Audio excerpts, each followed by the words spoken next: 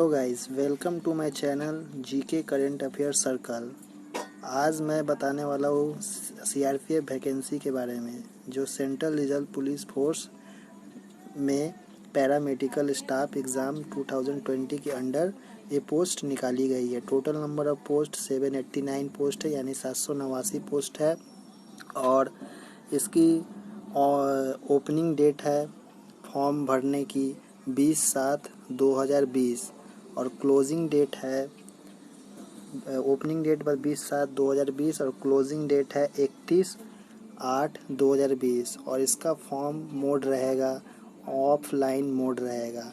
और इसका written exam भी डिक्लेयर कर चुका है। डेट ऑफ रिटन एग्जामिनेशन 20 यानी 20/12/2020 यानी दिसंबर में 20 तारीख से स्टार्ट कर दिया जाएगा। और अब ये एप्लीकेशन निकाला गया है ग्रुप बी और सी के लिए।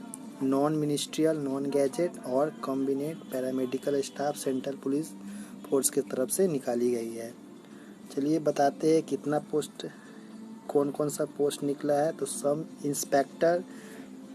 इंस्पेक्टर डाइटिशियन, जिसमें अनरिजर्व में 1 पोस्ट है, ओबीसी में 0, एससी में 0, एसटी में 0 और ईडब्ल्यूएस में 0। Total number of post 1।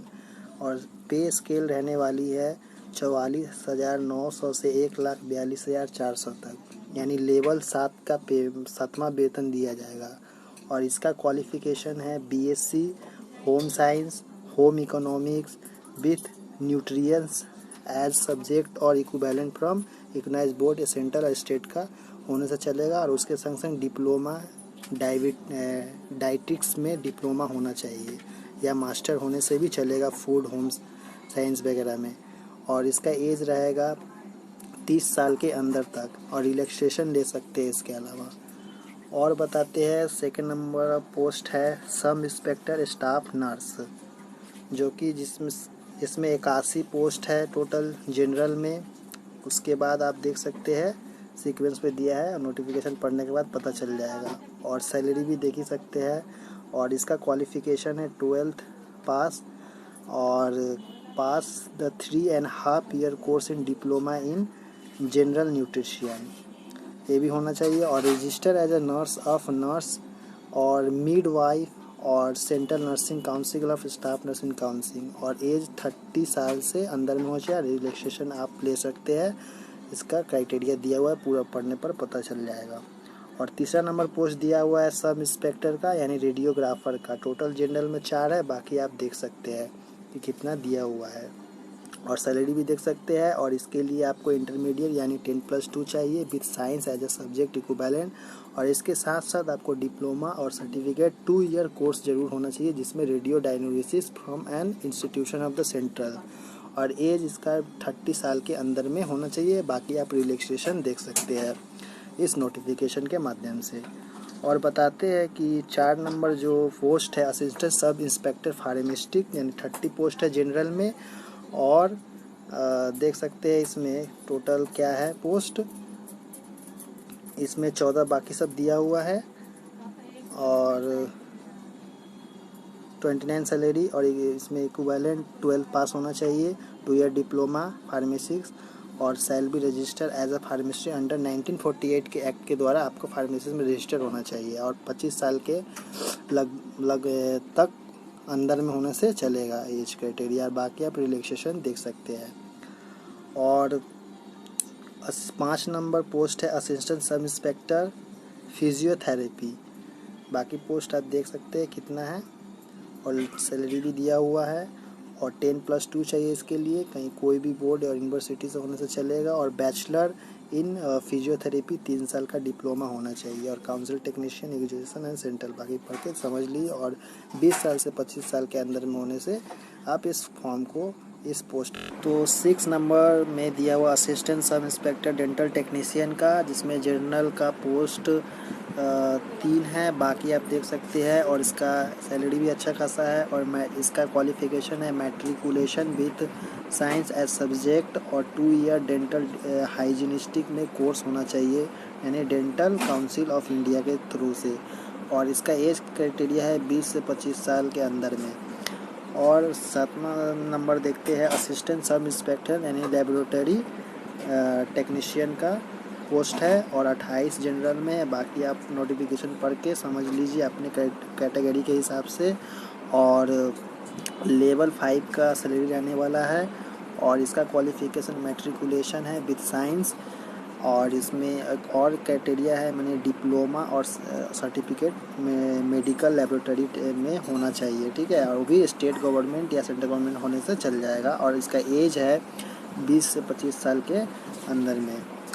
और देखते हैं 8वां number post assistant sub inspector यानी इलेक्ट्रोकार्डियोग्राफी और टेक्नीशियन के अंडर में पोस्ट है।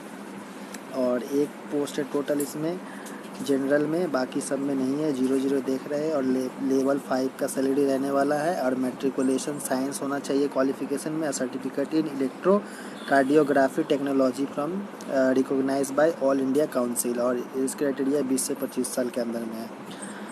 पेज 3 में पहुँचते हैं। इसमें 9 नंबर में है हेड कांस्टेबल का दिया हुआ है, जो फिजियोथेरेपी असिस्टेंट नर्स का दिया हुआ है टोटल। और इसका पोस्ट भी अच्छा खासा दिया हुआ है, देख सकते हैं। और सैलरी भी अच्छा खासा दिया हुआ है। जनरल में 35 पोस्ट है, बाकी सब में देखिए। और इसका क्वालिफिकेशन 12th पास है और 2 year diploma certificate course physiotherapy में होना चाहिए और 1 साल का एक्सपीरियंस इस फील्ड में होना चाहिए हॉस्पिटल और इंस्टीट्यूशन के द्वारा, जो आप जहाँ से भी कर सकते हैं। यानी 1 साल का आपको एक्सपीरियंस होना मस्ट है इस पोस्ट को अप्लाई करने के लिए। और तो इसमें एज क्राइटेरिया दिया है 18 से 25 साल के अंदर में। और रिलैक्सेशन आप अपने हिसाब से देख सकते हैं, इस नोटिफिकेशन को पढ़ने के बाद पता चल जाएगा आपको। 10 नंबर में head constable ANM and midwife का, इसमें लेवल 4 का सैलरी रहने वाला है, 12th पास दिया हुआ है और 2 year diploma auxiliary nurse midwifery from institution recognized by nursing counselling से होना चाहिए और 1 ईयर का एक्सपीरियंस होना चाहिए, 18 से 25 साल के अंदर में है। बाकी रिलैक्सेशन आप देख सकते हैं।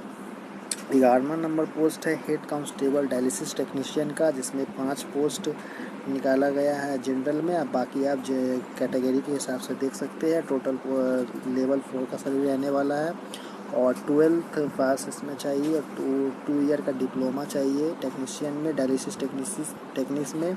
और 1 ईयर का एक्सपीरियंस इस फील्ड में होना चाहिए और 18 से 25 साल होने पर आप इस पोस्ट को अप्लाई कर सकते हैं।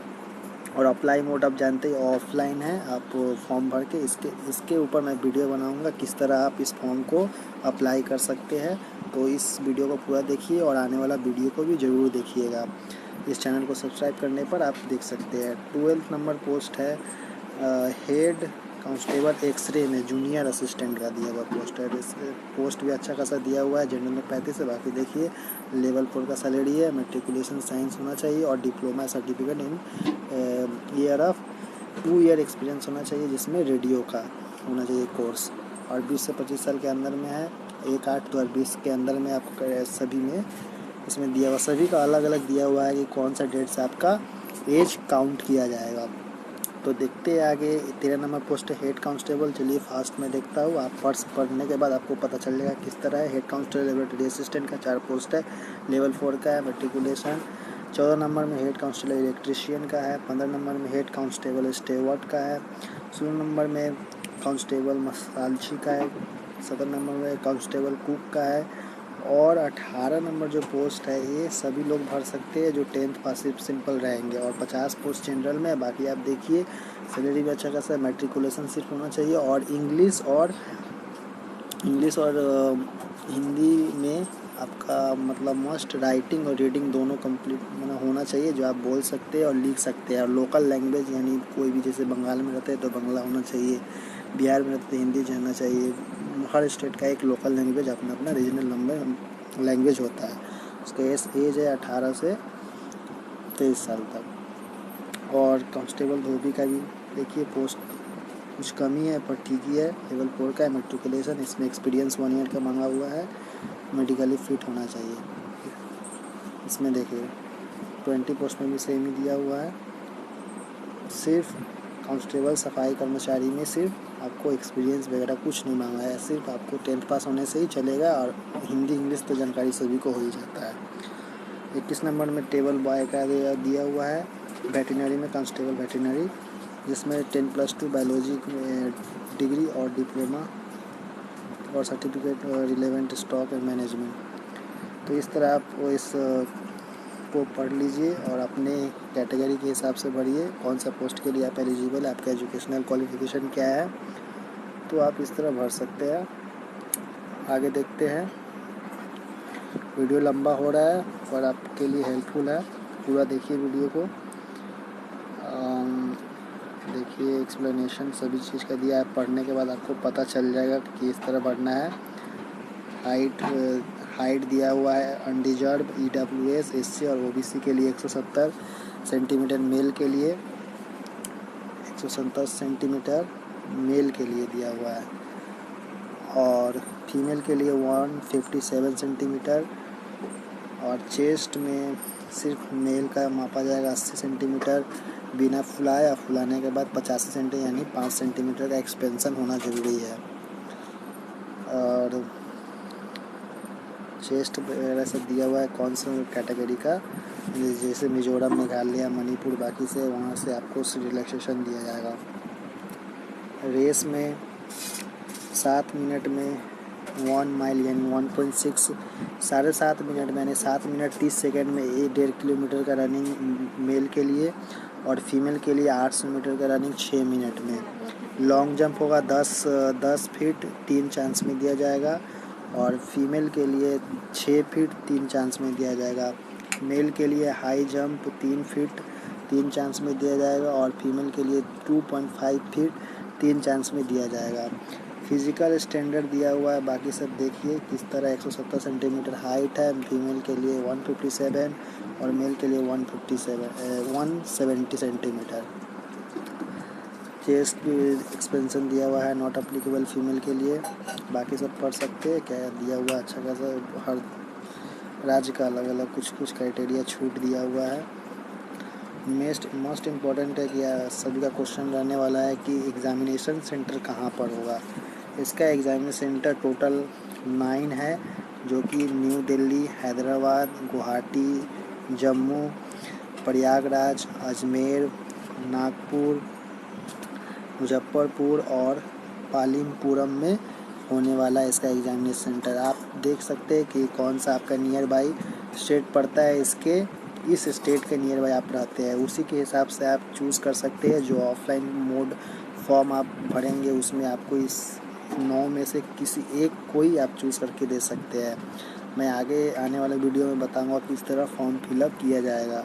तो चैनल को सब्सक्राइब करके बेल आइकन को प्रेस कर ले, और इस वीडियो को शेयर भी कर दे, ताकि अनेक कैंडिडेट इस वीडियो का फ़ायदा ले सके। और आपको मोस्ट इम्पोर्टेंट है कि एग्ज़ामिनेशन फ़ीस भी इसमें देना है। जो ग्रुप बी का पोस्ट के लिए अप्लाई करेंगे उसके लिए आपको अनडिजर्व OBC और EWS के लिए 200 फीस पे करना पड़ेगा, और जो ग्रुप सी के लिए अप्लाई करेंगे उसे 100 रुपीज़ का सिर्फ पेमेंट करना होगा। आप पेमेंट किस वे में करें, क्योंकि ये तो ऑफलाइन मोड का पेपर है, सॉरी ये ऑफलाइन आप अप्लाई करेंगे तो किस तरह पेमेंट करेंगे, तो आपको इंडियन पोस्टल ऑर्डर या बैंक ड्राफ्ट बना के इसे अप्लाई करना पड़ेगा। जिस तरह इंडियन पोस्ट में जाके आप बनवा सकते हैं 100 रुपये का इंडियन पोस्टल ऑर्डर, या तो बैंक में जाके डिमांड ड्राफ्ट बना सकते हैं। तो इस तरह कर सकते हैं। और कैंडिडेट जो फ़ी करेगा ये एड्रेस पे फी पेमेंट किया जाएगा। इस एड्रेस बैंक पे जाने के बाद बता सकते हैं, लिखा हुआ है यहाँ पे, candidate who have pay application fee can pay through Indian postal order और bank draft in favour of DIG group centre CRPF Bhopal, payable SBI Bangrasia जगह का नाम है। तो इस तरह आप अप्लाई कीजिए और पेमेंट भी कीजिए। पेमेंट नहीं कीजिएगा तो आपको फॉर्म एक्सेप्ट नहीं करेगा, तो आपका एडमिट कार्ड नहीं आएगा। तो इस तरह प्रॉपर वे में आपको फिल करना है। आप फिल किस तरह करें, तो इसका डेट दे चुका है कि जो ओपनिंग डेट है 20 तारीख से होने वाला है, यानी 20 तारीख से पहले आज है 13 तारीख। आप आज ही या कल में फॉर्म भर के नहीं भेज सकते हैं, क्योंकि आप 20 तारीख की स्टार्टिंग है, तो फॉर्म को आप डाउनलोड कीजिए और 20 तारीख के दिन या 20 तारीख के बाद आप पोस्ट में लगा दीजिए जिसमें मैं आपको इस नोटिफिकेशन में बताया गया है। और क्लोजिंग डेट रहने वाला है 31 तारीख और स्टार्टिंग 20/7 और क्लोजिंग 31/8/2020। इसके अंदर में आपका फॉर्म अगर वहाँ पहुँच जाएगा तो आपको एप्लीकेशन अगर एलिजिबल है तो एक्सेप्ट करके आपका एडमिट कार्ड जरूर भेजा जाएगा। अगर इसके बीच में नहीं पहुँचा, लेट हो गया, तो आपको एक्सेप्ट नहीं किया जाएगा, आपका एप्लीकेशन रिजेक्ट कर दिया जाएगा। तो आपको भेजना कहाँ है, सेंट्रल रिजर्व पर जो लिखा हुआ है आपको टॉप में इन्वेलप पर लिखना है। ये मैं कल बताने वाला हूँ किस तरह लिखना है। तो आज का वीडियो इतना ही तक, और आने वाला वीडियो जो होने वाला है ऑफलाइन फॉर्म वो किस तरह फिलअप करें और किस वे में उसे सेंड करना है मैं बताने वाला हूँ नेक्स्ट वीडियो में। तो इस चैनल को पर बने रहे। आप इस चैनल पर नए हैं तो चैनल को सब्सक्राइब करके बेल आइकन को प्रेस कर ले और आने वाले वीडियो पर का मज़ा उठाइए और जॉब लीजिए। जय हिंद, जय भारत। नेक्स्ट वीडियो में मिलते हैं।